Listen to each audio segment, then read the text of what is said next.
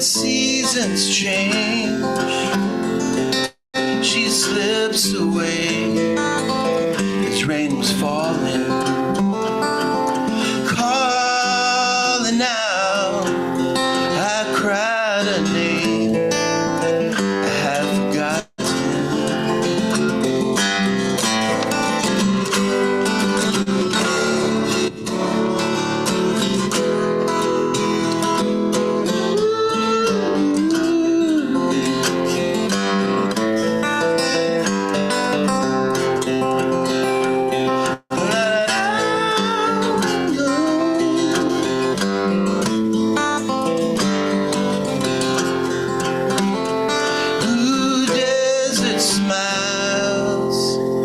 Can't you stay a while? But it's not my time. And regretted that to give her back, I scatter her ashes.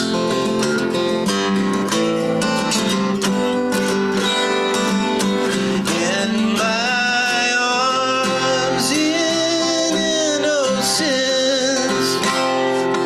ain't no one ever had no defense for love. As I turn to go somewhere on the wind, I heard her say, remember me, long as grasses grow and rivers running.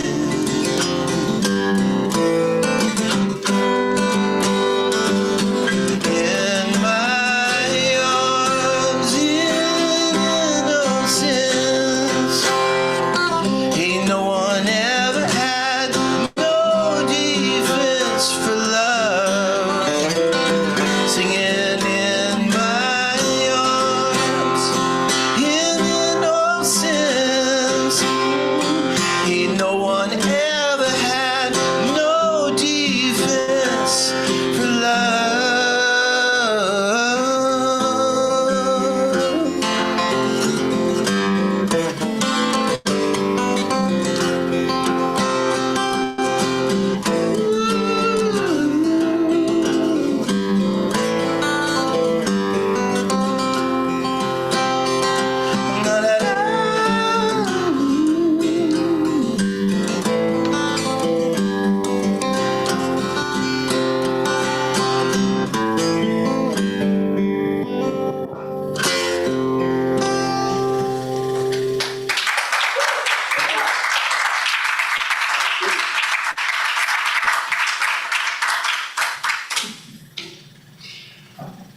All right. Thank you, Tucker. Appreciate that.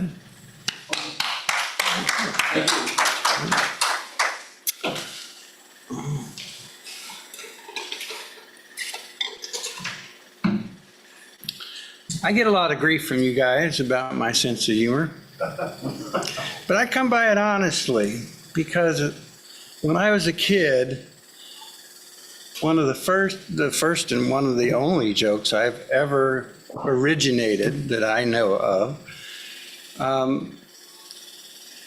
was bad. But here it goes.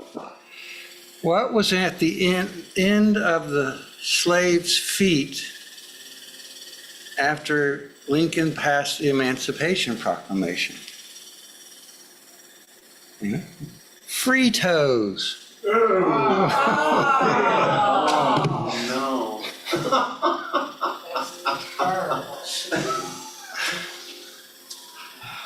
I didn't say, I told you it was bad before I did it. All right. Now, this morning I want to look at the idea of being a philosopher. Now, what is a philosopher? I think we all have an idea, but like any of our other definitions, it'll be dependent upon what every definition is dependent upon. Things like what is the dictionary or the glossary says. That's a good place always to start, but even that is still just kind of a consensus of opinion of what a definition is. Other things that influence our definition would be our personal experience with philosophers or philosophy. Okay? Good, bad, or indifferent, whatever it is. And another thing would be the reactions we've gotten in our life when we've opined philosophically from people that matter to us, and a whole host of other things. So in one definition of anything, there will be some consensus and there will be some variations of that consensus. Now, if I say, point to the exit, point to the exit, everybody? Yeah, there's only one door here, so we're all going to point at that door, right?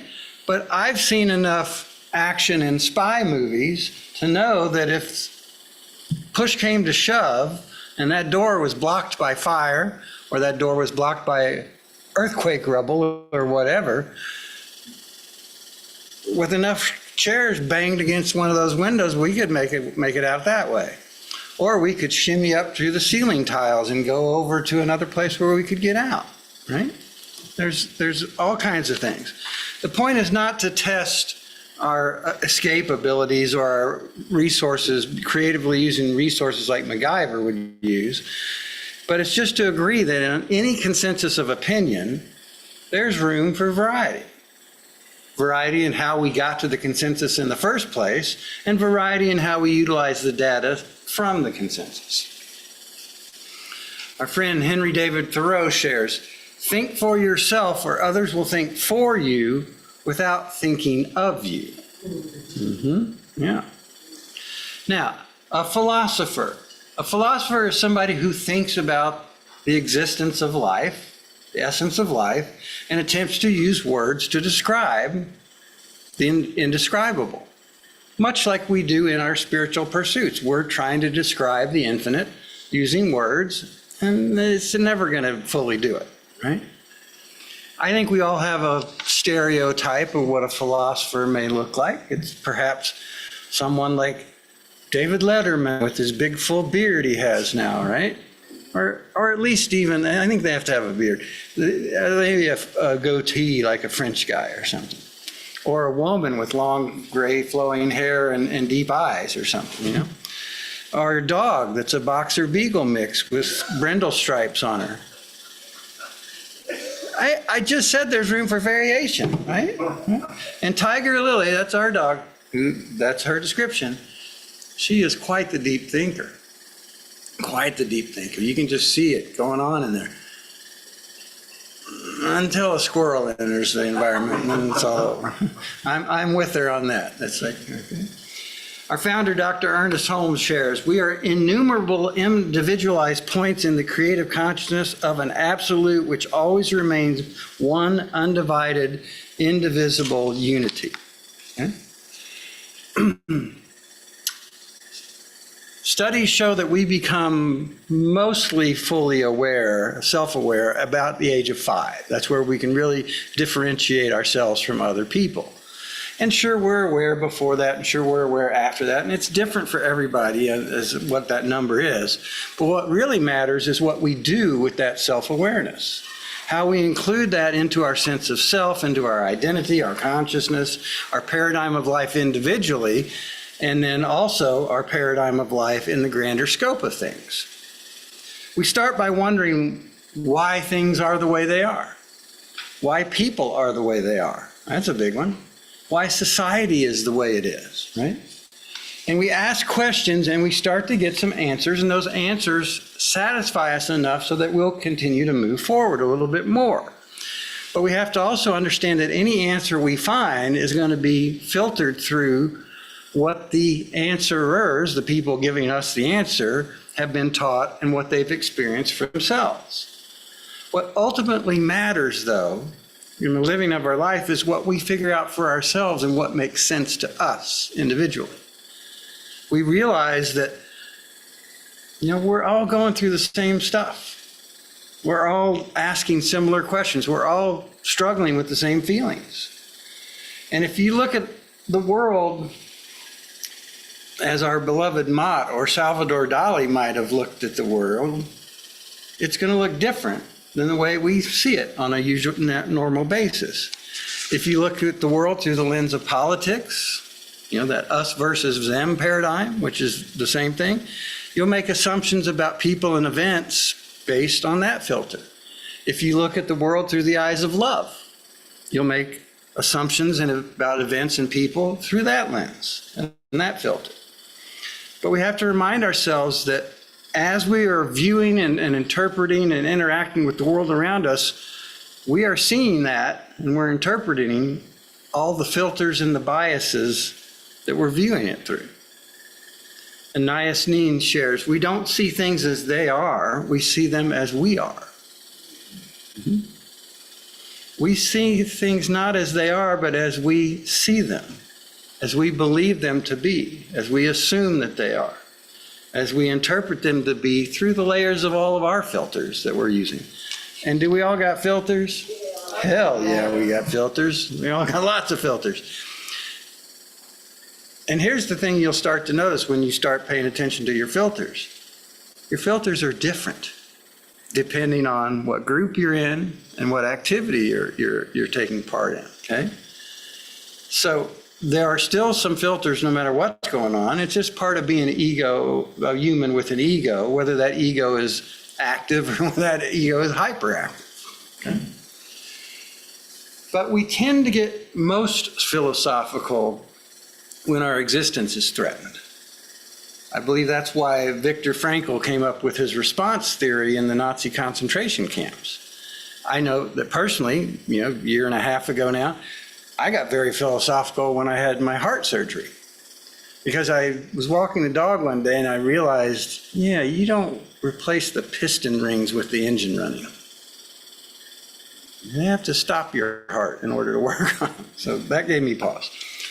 But we can choose to be as philosophical as we want to be in any time, in any situation, because it's always available to us. Our ability to think and to perceive, and then consider alternate perceptions, alternate ideas. James Madison shares, philosophy is common sense with big words. Like that, right? But as we grow and as we pay attention, we start to ask questions and we start to find answers. But we find those answers through exponentially different tangents as they come with us. And what we eventually realize is that the beauty of it, the energy generated and the enjoyment of the clarity gained from being philosophical and thinking of things from different angles, is not in actually finding the answer, but it's in sitting and pondering the question. Because the question is important, the answer is important, but the question, I believe, is more important, because if you really start thinking at things from different angles, different perspectives and considerations, there will be different answers, right? That's when we not only remind ourselves of the infinite nature of life, but we experience it in real time. Look, here's the thing, and there's really no getting around it. We live in an infinite universe, so we're never going to know it all. Never. Okay, so it must not be necessary for us to know it all in order to more completely express the divine that we are in this moment. Express the divine we are in this moment in the way we can do it with what we now have and what we're aware of in our current level of awareness and understanding. Speaking of Rumi, he shares with us, as you start to walk on the way appears. You don't need to know everything. You only need what you need to know now to take the next few steps. Because clarity doesn't come before action, clarity comes from action. From application of awareness and objectively observing ourselves as we apply it, so we can make more intelligent choices the next time and the next few moments. Our teaching is called the science of mind, and it's a practical spiritual philosophy, meaning we can use it in every situation, every waking hour of our life. It's a philosophy, so it's really more of a practice than a religion. Just as Buddhism is a practice, not a religion. But ideas of any shape or size become more personally powerful through the practice and the application of them. We are innately spiritual beings. not religious. We study the fundamental nature of knowledge and reality and existence, not just as an academic pursuit, but as a means to expand our current and future experience and expression. Eleanor Roosevelt shares, one's philosophy is not best expressed in words, it's expressed in the choices one makes, which are ultimately our responsibility. That goes back to that old thing is, it's not so much about what you say, it's about what you do. Or what was Emerson's quote, as who you are speaks so loudly to me, I can't hear what you say. Right?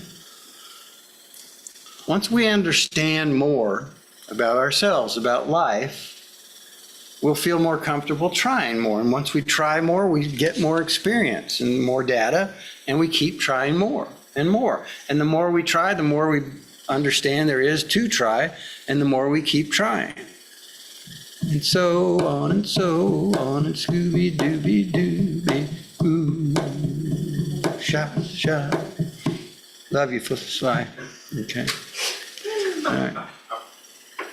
Dr. Holmes goes on. He says, the reality of philosophy, the principle of science, and the God of religion all have much the same meaning, the nature of the universe in which we live. And that's how Holmes came up with the science of mind. He studied philosophy, he studied science, and he studied religion. All different types of religions, all different philosophies, all different types of science. Because he said they're all trying to describe the same thing, life, and how we live it. So tomorrow morning, when you wake up,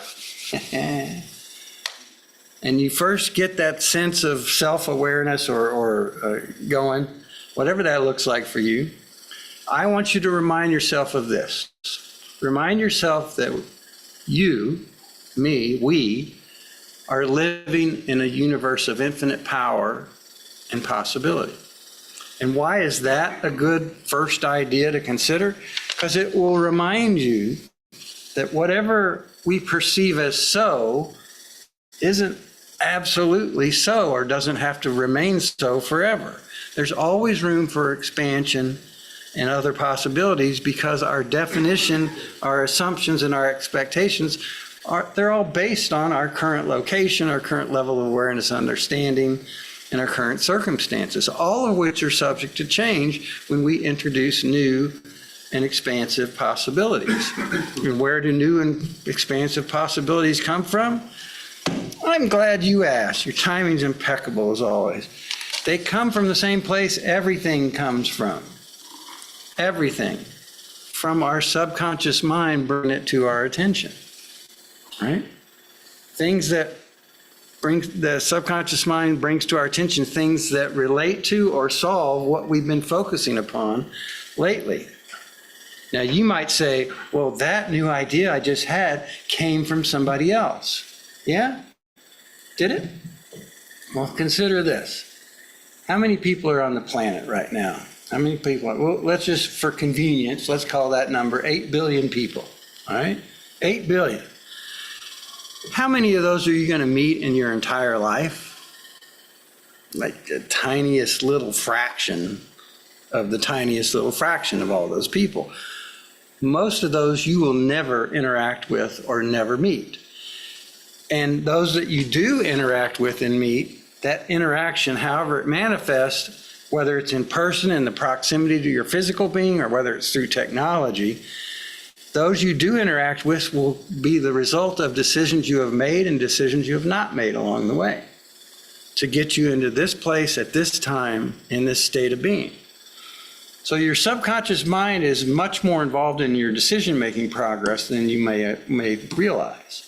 So the best thing to do is to make sure you're feeding your subconscious mind good material so that it will bring to your attention similar good material and like-minded people to share those experiences with. And what is the absolute best way to feed your subconscious mind good material? Regular spiritual practice. Aha, there's that old thing again, all right? And then including the spiritual aspects and considerations into the daily living of your life after you complete your regular spiritual practice, so that the whole living of your life becomes a spiritual practice. The living of your life becomes a spiritual experience, and it becomes a spiritual expression. So wakey, wakey, eggs and bakey, right? As they say. And then remind yourself that there's a lot more going on than what you currently know. A lot more.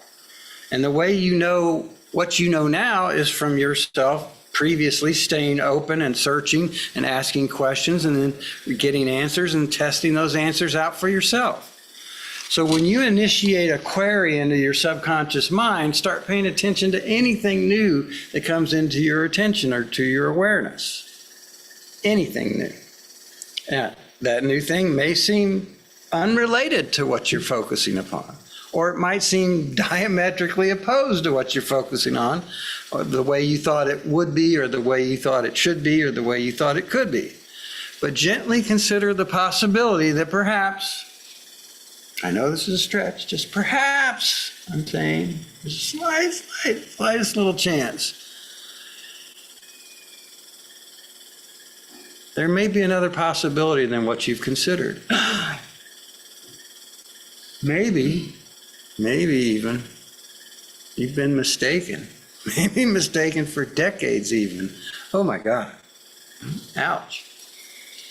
Then, instead of being bummed out that you were mistaken for all that time, remember to celebrate the existence of another possibility, because that's what life has given you, and the availability of such possibilities to you. And then celebrate that you're open and receptive and available to the omnipresent greater good that's always around you. Then celebrate that wherever you go, in whatever mindset you bring with you, whatever resources you perceive available there, you will always have the same greater good available to you then. It will be even more greater good than you have now. Not because there's a different amount of greater good somewhere else, Lord, no. But that you, through this and subsequent practice and realization, will be better equipped to engage and enjoy the greater good in deeper and more meaningful ways than ever before. And so it is now. So it is.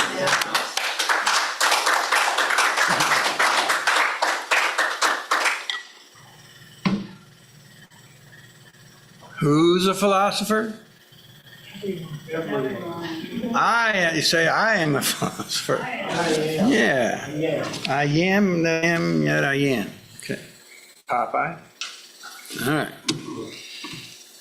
Now, let's look at our weekly affirmation at the top of page 6. It's also on a little card over there by the door if you're so inclined to have little cards in your life.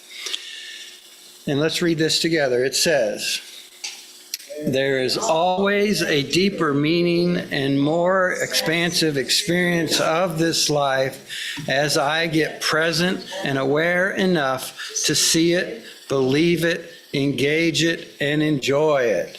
Life is infinite and always provides a way and resources for its fullest expression by means of me and everyone else at the same time. All right. So let's just stop here for a second. Recognize that we are present, that we are aware. Maybe we close our eyes or take a deep breath or two, or reposition our physical forms and allow ourselves to get a little bit more present and aware. Or allow ourselves to remember a greater truth about life and a greater truth about ourselves than we typically think of or operate from on a daily basis. Allow ourselves to get a little more present in this moment and open to the idea that whatever we're paying attention to, there's more going on at levels that we can perceive and a lot more levels that we can't even begin to imagine. So whatever information is coming at us, it may be factual, but it's not the ultimate truth, because there's always something else available. And whatever happens or has happened or will happen will continue to change into whatever happens next. We realize that variety is the integral flavor of life.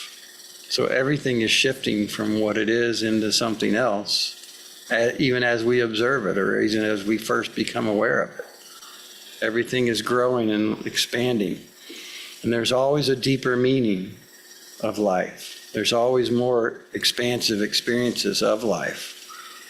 All we have to do is get present and aware enough to see it, to believe it, to engage it, to enjoy it, and then to share it with those around us. Life is infinite in all of its expressions, including us, and it always provides a way, the means and the method necessary, always provides the resources needed for its fullest expression by means of us in our life and by means of those around us in their lives. So there's always something else for us to unfold into, always something else for us to experience, always something else for us to enjoy as we keep that infinite possibility remembered and present in our awareness. We love this wonderful teaching and all the ways it shows up in our lives and reminds us of the spiritual principles that we are eternally directing through our days and of our lives, through the days of our life. And we appreciate this beautiful group of like-minded individuals that love and support each other in all the ways we get to do that throughout the week. And we appreciate this beautiful life and celebrate this good that is present as we become aware of it and engage more and more and more of it. We love this beautiful time and we appreciate it and celebrate the great good that has come to our attention this morning that will blossom into the greater good that is we become aware of later on. Loving it all, we release it completely into the law, which has already begun reflecting it back to us in tangible ways, in new ideas and new possibilities and new experiences and new interactions that allow us to express this greater good in ever greater ways. Loving it all, we release it as we say together. And so it is now. All right. And now we come to the time of our time together where we support this wonderful work we're doing together. We take the value we receive from the world for the value we bring to the world, and we pass that along with joy. As we say this, let's say our giving affirmation together in the middle of page 6. And it says, divine love consecrates my gifts. They go forth to heal, to bless, and to prosper. They are evidence of my commitment. They do their good and perfect work and return to me multiplied abundantly. And so it is now. All right, and now Tucker's going to come back up and do a couple songs for us. Are you performing anywhere we can come see you? Or? Yes, I'll be on June 29th. I'm doing a benefit for the Capital Food Bank at El Mercado South. Normally there's a band called the Purgatory Players that play there and do the same thing, but they are absent. So then me and a couple of songwriters are doing that. It's at 11, and I think it's a free show. And then people give to the Capital Food Bank. So I'll be doing that on June 29th. And starting July 2nd, all through July and all of August, I'm playing in Buda, Texas at the Cigar Vault on an outdoor stage under the stars, and it's a free show. And each performance is going to be a different singer-songwriter that will be my guest. Mm-hmm. And there's many people that I think even performed here, like Vanessa Lively and such great songwriters. And we'll be doing that, and it's only like a couple minutes down the road, and it's such a magical town, so if any of you want to come by. All right, cool. All right.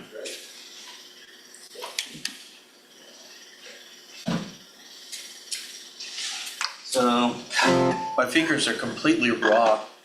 I've been praying for work. I was like, please just give me work. And I guess you should be careful what you wish for, because I think in the last 3 days I played 6 or 7 shows. This I think is the 8th. And the deal is now with Texas Singer-Songwriters is they want you to play 3 hours. So they've been 3-hour shows, and I was just telling this gentleman that like I wore like all my calluses off my. So this song here is, but like what is it? Do you ever listen to or read that? You were talking about Rumi. is Khalil Gibran. I love his stuff, like The Prophet. I love that book. But I think a friend of mine told me that he said, "Love is work made visible." I know, work is love made visible. I'm sorry, opposite. So I guess I've been in a lot of love. So this song is interesting. I wrote this one in India, and when I couldn't write anything, and I just kept trying and trying and trying, and it came out of a mistake. So this is an open tuning, which is D, G, D, G, G, D. But what I was going to do is G, A, D. And so when I put these two notes together, it made a dissonance, which is this. So I was going, and that was like a dissonance, so it was a mistake. But then the whole song in about 10 minutes came out of the mistake, which I think is an interesting thing of life, you know, blessings. That sounds Indian. Right, this, anyway, so this is a song, I guess it's a song about, you know, bad things happening, but then holding on and, you know, finding something good that comes out of a mistake. So anyway, it's called The Air You Breathe. I'll try not to move too much with the microphone here.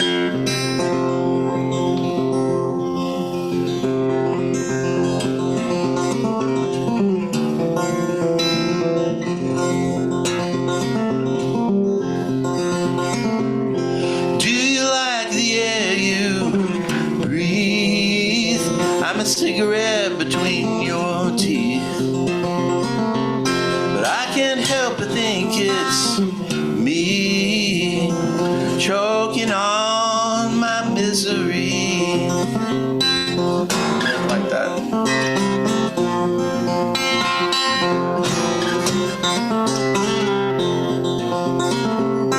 Hey, a mountain's what you see above me as I sleep. Venus is for all her pride, fought a cold love inside.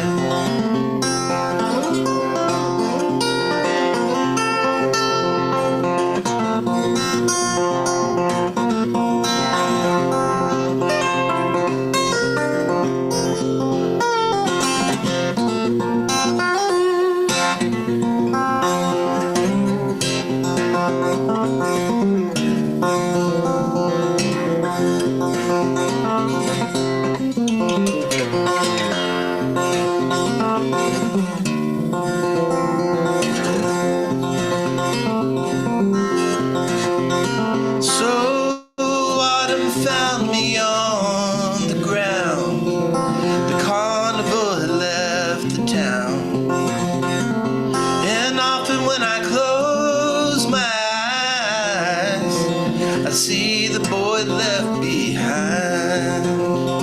Well, time's a turning carousel. It stops, but we can't always tell. The moments mid the day and night, when you gotta hold on tight. Hold on.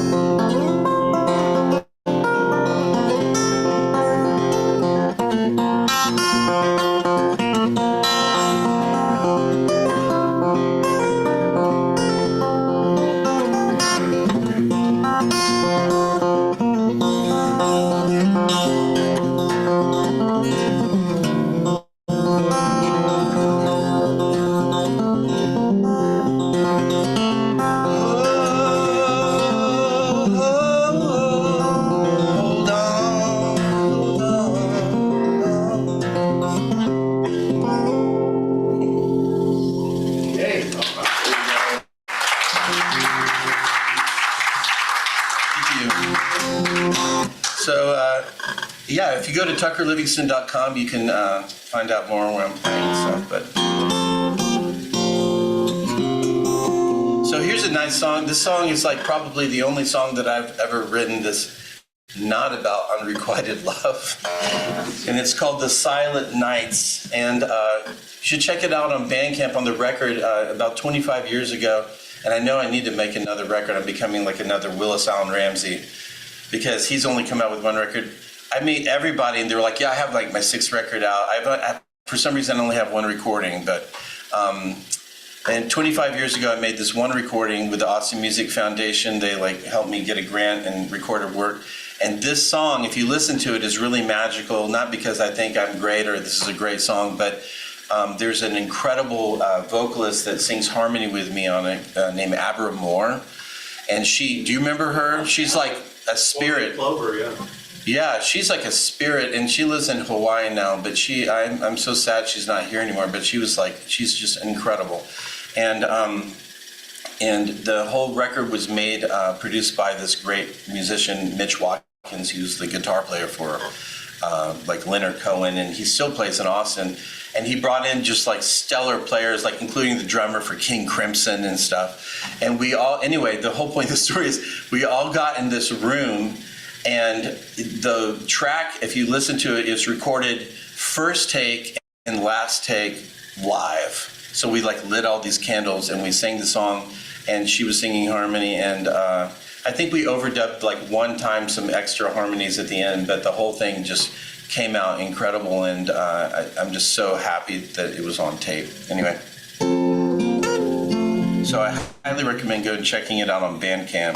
You can find the Bandcamp. You can actually listen to it, I think, for free on my website. You can just like listen to it. Anyway, this is The Silent Nights.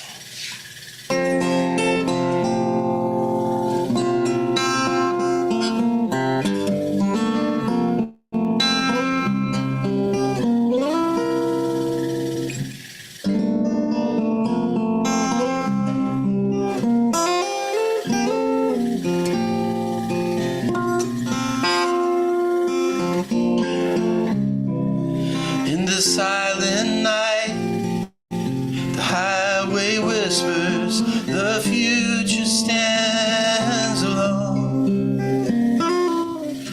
And waiting by the phone is your picture, captured in a moment of love. I remember it was yesterday, you spoke of a dream as we lay upon a canvas of white, smiling as I pulled you closer and brushed the hair from your eyes. In the silent night, angels singing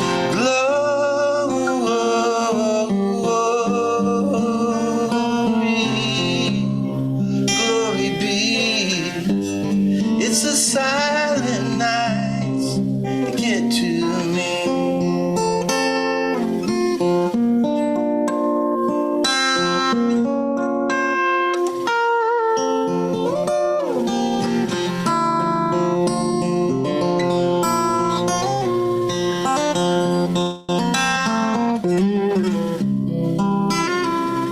And the dream you told was so beautiful, unfolding like a wing, and I felt its tip touch my cheek from your lips. I don't know what it means, but I think I'm opening to you. In the silent nights, angels singing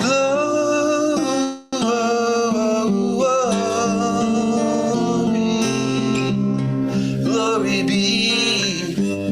It's the silent nights that get to me.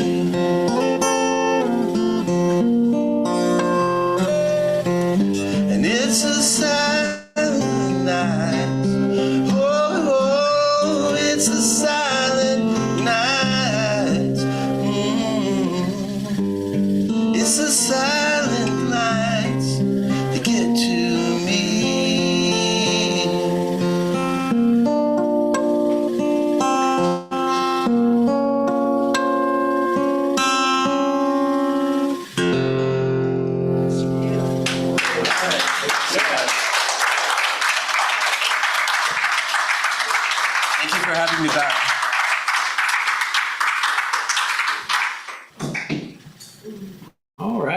Thank you, Tucker.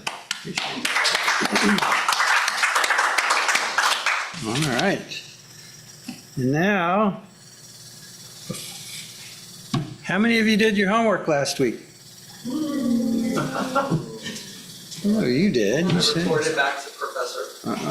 I'm not professor. What was it like? It was good. Good. Very present, Yeah. you know. And what was the homework? Just Oh, what was the homework? We had to do, or didn't have to choose. Tabila? Think Yeah. of something you about know, love? that's just when you go to a store. You go to the store. As you get out of the car and approach the store, and the whole time you're in the store, just mentally repeat the mantra love, and just observe how you think. I told you that what I noticed as I did it and as I continue to do it, my inner dialogue started improving and getting more lovely, you know. And I think the thing I appreciate about it is that it's not something I do every time, everywhere I go, but I remember to do it, and I have a better chunk of time there, and it's a a waking spiritual practice that you would do after your regular spiritual practice. But I think it puts us in a different paradigm, a different sense of interaction and the rest of it. And I recently started playing with the mantra of yes, just saying yes. Because if you're filling your subconscious with good material through your regular spiritual practice, when you say yes, because a lot of times we're saying no, anything, right? So just saying yes. And if yes is too vague and you're afraid you're going to say yes to something negative, say yes to good. You can. There's always a way to do so. Anyway, I am also grateful for the summer wind. Oh my gosh. The summer wind came blowing in across the sea.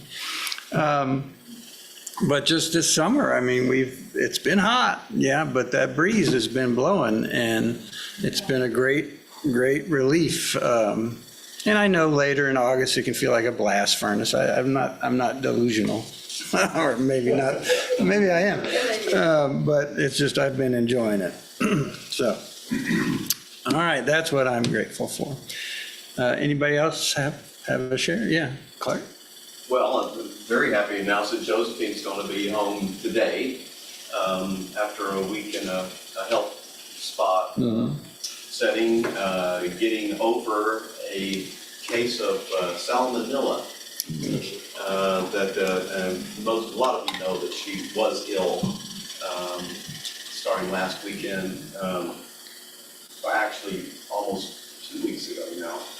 And took a trip to do PR and all that kind of stuff. But we found out what it is finally, and it's being addressed, and she is feeling great, except she'd like some solid food. But she'll be home today, so that's great.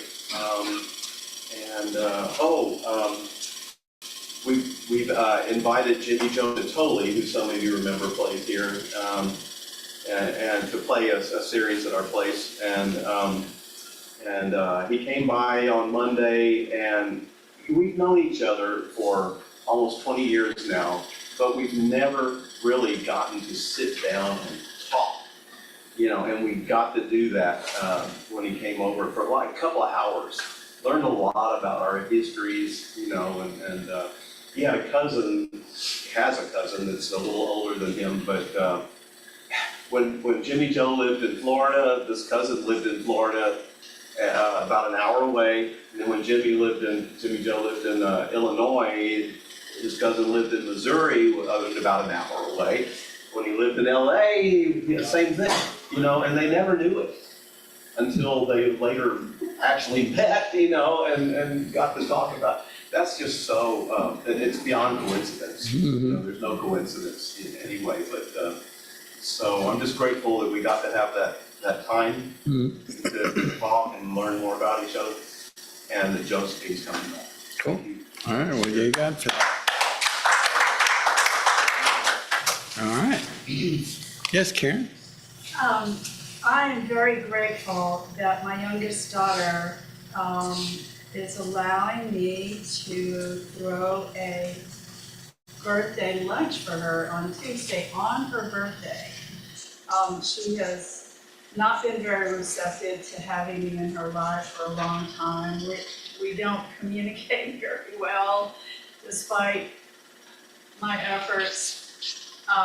So it's going to be especially wonderful to be the one that instigated this idea and made it happen and figured out her preferences. And I think it's just going to be wonderful. And I'm just so grateful that it's finally happening after all the years I've been patient. Yeah? All right. Yeah. Well, you got it for that.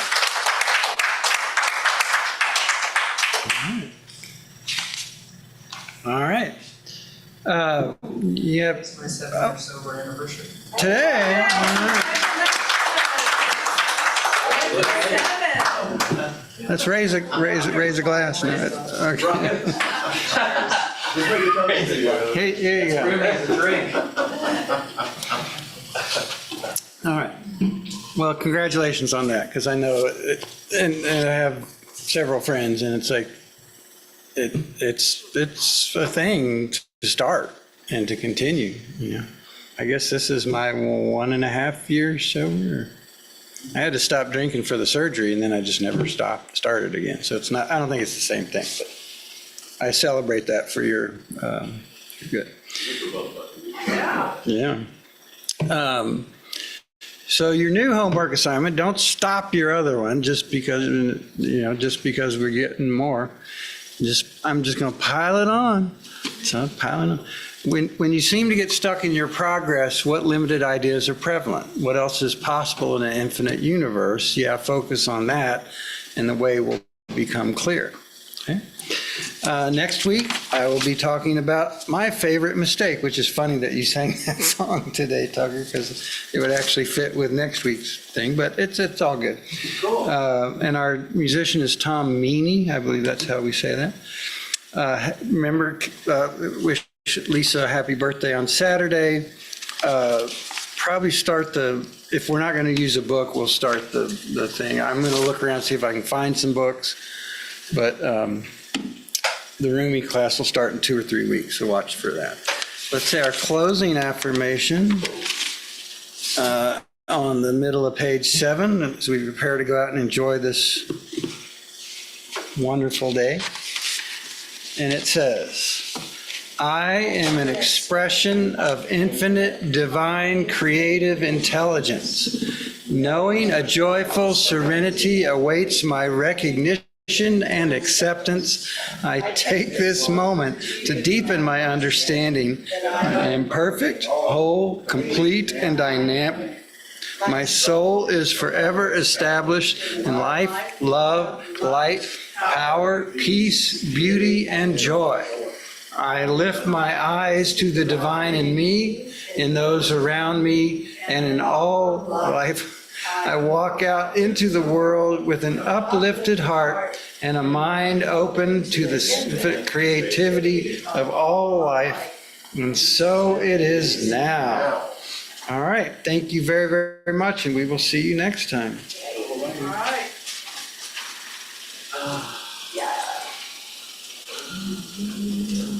Thank you.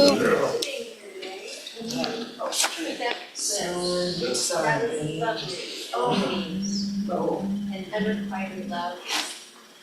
I shouldn't say the best, but. All right, we got the best teardown crew. Money can't buy. That's right.